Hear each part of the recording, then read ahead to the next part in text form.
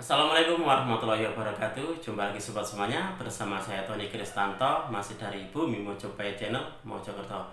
Nah sobat semuanya, di episode kita kali ini saya ingin mengajak kalian semuanya bahwasanya pernahkah kalian menyadari bahwasanya di dalam dunia tosan aji, khususnya dalam hal pamor ini, ternyata ada tiga pola yang membentuk dari pamor, yaitu berpola bulat, lalu berpola siku atau persegi, dan juga berpola garis-garis. Nah, ternyata sobat semuanya, untuk pola-pola ini tuh ternyata ada fungsinya. Jadi di sini nanti kita akan belajar tentang perlambang dan tuah dari pola yang dikandung oleh pamor pusaka.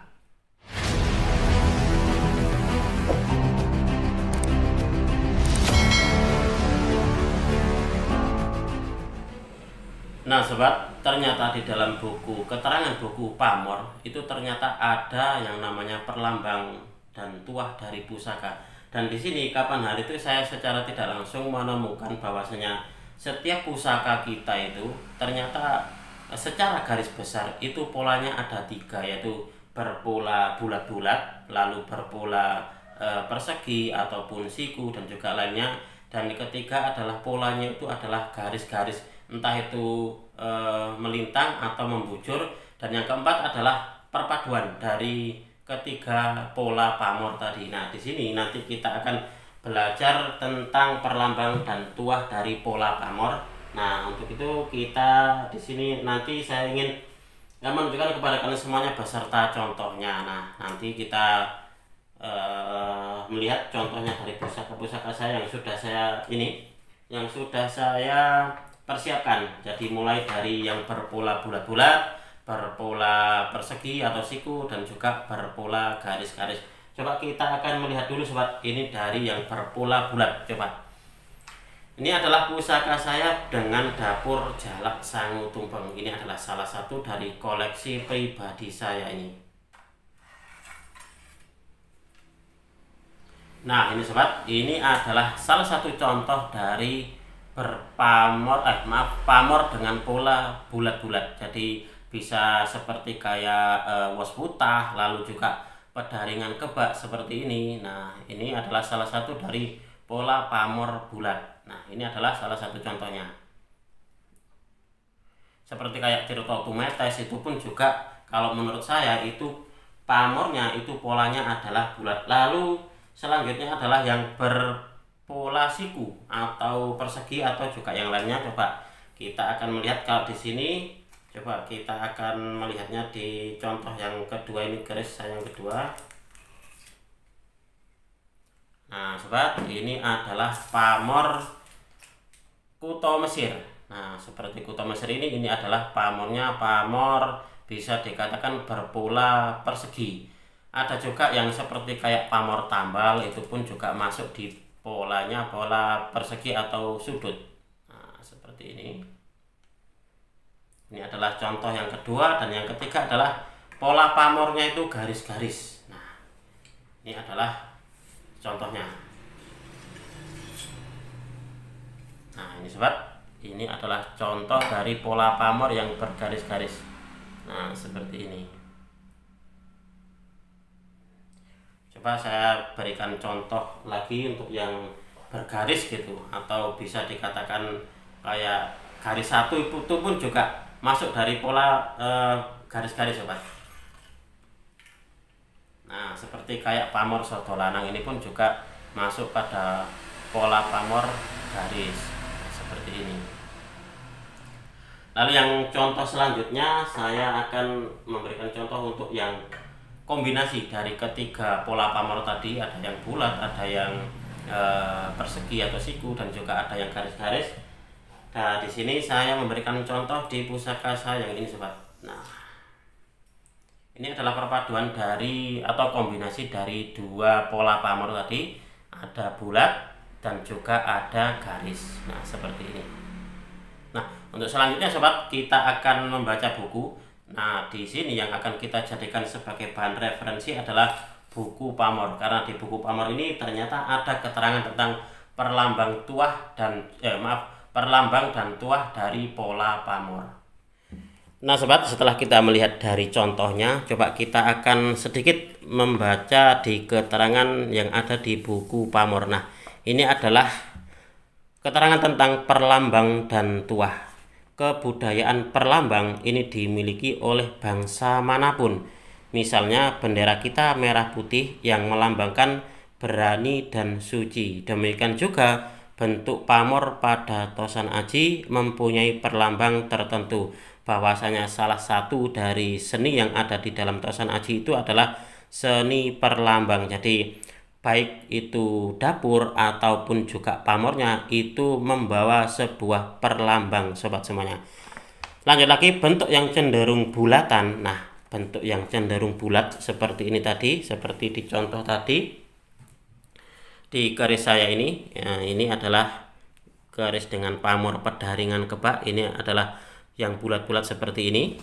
Nah, di dalam keterangannya, bentuk yang cenderung bulatan atau lingkaran melambangkan sesuatu yang sifatnya keduniaan, lambang harapan atas rezeki dari Allah yang Maha Esa, ketentraman keluarga dan sebagainya. Nah, kalau boleh saya bilang bahwasanya pamor-pamor yang cenderung bulatan seperti itu bersifat ke hal-hal kerejekian. Nah, seperti itu. Lalu selanjutnya, bentuk yang mengarah ke persegi empat, siku atau sudut, ini melambangkan harapan agar pemiliknya bisa bertahan terhadap segala sesuatu yang sifatnya tidak baik, seperti godaan atau serangan baik fisik atau non fisik. Nah, contohnya adalah di gambar ini sobat. Nah, seperti ini. Kalau di dalam koleksi saya, contohnya ada di garis dengan pamor Kuto Mesir seperti ini. Nah, ini. Lalu selanjutnya sobat, kita akan membaca di keterangan selanjutnya. Bentuk seperti garis-garis baik yang membujur atau melintang bilah melambangkan fungsi menolak sesuatu yang tidak diinginkan. Umpamanya menolak maksud jahat, angin ribut, hujan, binatang buas, dan sebagainya. Berarti ini kalau untuk yang garis-garis, polanya itu bersifat menolak sesuatu yang kurang baik. Mungkin seperti itu. Nah, contohnya di garis ini tadi sobat. Nah, seperti ini. Ini adalah pola pamor yang bergaris-garis seperti ini. Ada yang bilang kalau untuk di pamor garis-garis seperti ini pamor singkir. Nah, untuk di contohnya, nah seperti ini. Padahal sobat semuanya, kalau untuk saya pribadi, setiap pamor yang garis-garis seperti ini, kita sebenarnya tidak serta-merta harus mengatakan pamor singkir seperti itu. Karena apa? Karena untuk di pola dari pamor itu sendiri pasti memiliki tujuan sendiri-sendiri. Lalu coba kita akan membaca di selanjutnya. Selain itu ada juga kombinasi ketiganya, karena kebanyakan pamor justru mirip lukisan abstrak dan penuh perlambang. Untuk mengetahui cocok tidaknya suatu Tosan Aji dengan melihat perlambang pada pamor, diperlukan perasaan yang tajam. Seperti orang yang menilai suatu lukisan, diperlukan juga orang yang tahu seni lukis dan peka rasa seninya. Nah, itu sobat semuanya, kita sudah belajar bersama bahwasanya di dalam dunia Tosan Aji, bahwasanya pola dari pamor itu terbagi ke dalam 3 besar. Jadi untuk di polanya itu terbagi dalam 3 besar, yaitu bulat-bulat atau lingkaran, lalu juga persegi atau menyudut, dan juga berpamor atau pola pamornya adalah garis-garis seperti ini tadi. Nah, di dalam keterangan ini pun juga ada, selain itu juga ada kombinasi ketiganya. Jadi ada kombinasi ketiganya, bahwasanya jika kalian memiliki pamor yang lebih dari satu, kalau di dalam bilah kalian itu ada pamor yang bergaris, lalu juga ada yang pamor yang bulat, ataupun juga ada yang membentuk seperti kayak persegi. Nah, itu adalah kombinasi dari ketiganya, seperti dalam contoh garis saya yang ini sobat. Nah, ini adalah kombinasi dari pamor dengan pola garis dan juga dengan pola bulat seperti ini. Oh ya sobat semuanya, mungkin kalian juga ingat bahwasanya Ada salah satu dari pamor yang bentuknya itu garis, yaitu pamor ilining warih atau eh, banyu mili. Itu kan untuk di pamornya bentuknya kan bergaris-garis. Tapi kalau kita melihat di sini bahwasanya kalau bentuknya garis ini baik yang membujur atau melintang bila ini melambangkan fungsi menolak sesuatu yang tidak diinginkan. Umpamanya menolak maksud jahat, angin ribut, hujan, binatang buas dan sebagainya. Padahal kalau kita melihat dari fungsinya pamor banyu mili sobat, itu adalah untuk kerezekian. Nah seperti ini. Nah, rezeki yang lumintu walaupun sedikit demi sedikit tetapi selalu ada saja. Itulah yang utama tuah dari ilining warih atau banyu mili. Selain soal rezeki, pamor ini juga baik untuk pergaulan, tidak memilih dan umumnya cocok untuk siapapun. Nah, terkadang sobat ada sebuah pengecualian. Nah, kalau untuk saya seperti itu. Meskipun ini di sini disebutkan di dalam buku pamor ini adalah pamor yang garis-garis, itu adalah utamanya adalah untuk menolak sesuatu yang bersifat buruk. Itu ada juga ternyata pamor yang bergaris-garis seperti ini tuahnya adalah untuk kerezekian. Kalau saya menyebutnya ini adalah mungkin sebuah pengecualian. Nah sobat semuanya, demikianlah tadi kita sudah belajar bersama tentang seni perlambang dan tuah dari pola pamor yang ada di dalam pusaka. Semoga video ini bisa sedikit menambah wawasan kepada kalian semuanya, khususnya bagi kalian para pecinta tosan aji pemula. Apabila ada kesalahan dan juga ada kekurangan di dalam saya menyampaikan review tadi, saya memohon maaf yang sebesar-besarnya.